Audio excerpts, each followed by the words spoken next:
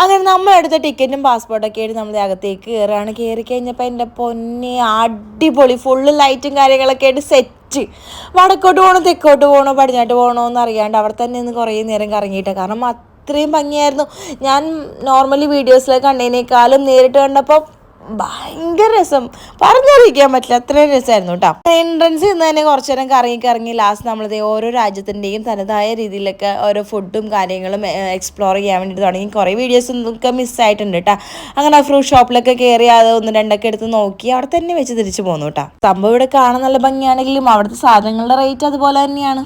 എന്ത് ഭംഗിയായിട്ടാണ് ഓരോ രാജ്യങ്ങളും ഇങ്ങനെ സെറ്റാക്കി വെച്ചേക്കുന്ന. പാലസും UAE അങ്ങനെ തുടങ്ങിയിട്ടുള്ള എല്ലാ രാജ്യങ്ങളും ഉണ്ട് കേട്ടോ. അങ്ങനെ നമ്മൾ അവിടെയൊക്കെ കയറിയതിന് ശേഷം ഞാൻ പറഞ്ഞ പാസ്പോർട്ട് ഓരോ രാജ്യത്തിൻ്റെ ഇതിൽ നമ്മൾ കയറുമ്പോഴും അവിടെ നമുക്ക് സീൽ ചെയ്ത് കിട്ടും. നമ്മൾ പോയ രാജ്യങ്ങളും വിസിറ്റ് ചെയ്ത് അവരുടെ ആ ഒരു ട്രഡീഷണൽ കാര്യങ്ങളൊക്കെ നമ്മൾ കണ്ടതും കാര്യങ്ങളൊക്കെ ആയിട്ട് നമുക്ക് അവിടെ ഒരു സീൽ ചെയ്യാനുള്ള ഒരു ഓപ്ഷനും കൂടി ഉണ്ട്. അതിന് വേണ്ടിയിട്ടാണ് നമ്മൾ പാസ്പോർട്ട് അവിടെ നിന്ന് കൂടെ വാങ്ങിച്ചത്. ഏണ്ടാണെങ്കിൽ ഈ ഒരു മിറർ എടുത്തിട്ട് എനിക്ക് വേണം, നല്ല രസമുണ്ടെന്ന് പറയാമെന്ന് കേട്ടോ. പക്ഷെ നമുക്കത് വാങ്ങിക്കാനുള്ള ഒരു ഇതില്ല. ഞാൻ പറഞ്ഞതുപോലെ തന്നെ ഇവിടുത്തെ ഭംഗി പോലെ തന്നെ അവിടുത്തെ റേറ്റും കാര്യങ്ങളും അതുപോലെ തന്നെ ഉണ്ട്. പിന്നെ നമ്മൾ ഫുഡ് അതെന്തായാലും നമ്മൾ എക്സ്പ്ലോർ ചെയ്യുമല്ലോ. ശേഷം പാസ്പോർട്ട് ഞാൻ ഏട്ടനെ ഹാൻഡ് ഓവർ ചെയ്ത് ഏട്ടനെ അവിടെ പോയിട്ട് സീൽ ചെയ്തൊക്കെ വരുന്നുണ്ട്. ഇത് ശരിക്കും ഒരു ഫ്ലോട്ടിംഗ് ബ്രിഡ്ജ് ആയിരുന്നു കേട്ടോ. ഫുള്ള് തായ്ലൻഡിൻ്റെ ഫുഡായിരുന്നു കേട്ടോ. അതൊന്നും വാങ്ങിച്ചില്ലെങ്കിലും കാണാൻ തന്നെ എന്തൊരു ഭംഗി, നല്ല രസമുണ്ടല്ലോ. നിങ്ങൾ തന്നെ നോക്കൂ. പിന്നെ ഞാൻ ഇത്ര ഹൈപ്പ് കൊടുത്ത് പറയണത് ഞാൻ അവിടെ ചെന്നുള്ള എൻ്റെ ഒരു എക്സ്പീരിയൻസ് തന്നെയാണ്.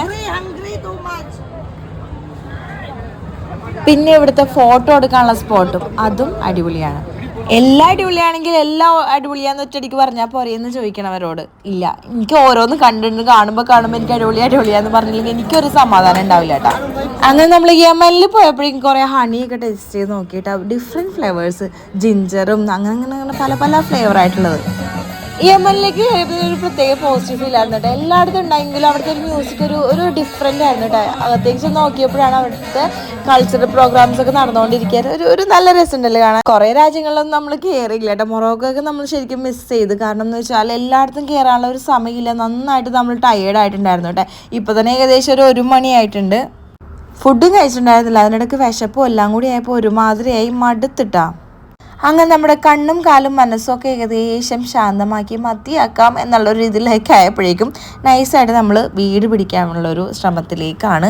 രാത്രിത്തെ ലൈറ്റും കാര്യങ്ങളൊക്കെ എല്ലാം കണ്ടു. ഞങ്ങളുടെ പാസ്പോർട്ടൊക്കെ എല്ലാം നമ്മൾ സീൽ ചെയ്യിപ്പിച്ചു. ഇനി നേരെ വീട്ടിലേക്കാണ്. ഇനി ബാക്കിയുള്ള വിശേഷങ്ങൾ എൻ്റെ ബാക്കി വീഡിയോസിലൊക്കെ ഉണ്ടാവും. സബ്സ്ക്രൈബ് ചെയ്യാത്തവർ സബ്സ്ക്രൈബ് ചെയ്യുക, ലൈക്ക് ചെയ്യുക, കമൻറ്റ് ചെയ്യുക. അപ്പോൾ അത്രേ ഉള്ളൂ. ബാക്കി വിശേഷം നെക്സ്റ്റ് കാണാം. Tata, bye bye, see U.